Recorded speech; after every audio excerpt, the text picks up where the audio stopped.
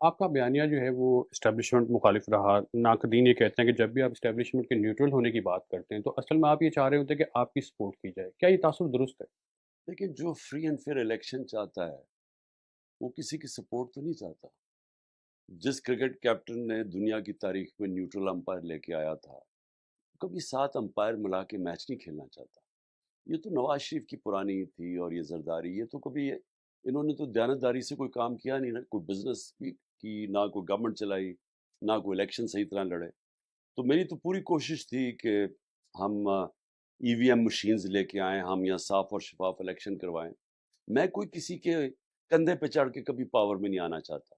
मैं चाहता हूँ कि पाकिस्तान में हमारे इदारे मजबूत हों, हमारा साफ और शफाफ इलेक्शन हो, हमारी जमहूरियत हो, हमारी कानून की हुक्मरानी हो। मैं तो 27 साल से तहरीक इंसाफ का मतलब ही कानून की हुक्मरानी थी। तो मैं तो कोई किसी सपोर्ट नहीं चाहता। हम ये चाहते हैं कि एस्टेब्लिशमेंट इस मुल्क के अंदर वाकई न्यूट्रल हो, और उसका काम है इस मुल्क में मदद करे साफ और शफाफ इलेक्शन, ताकि हकीकी जमहूरियत, जिसका मतलब हकीकी आज़ादी आए पाकिस्तान में।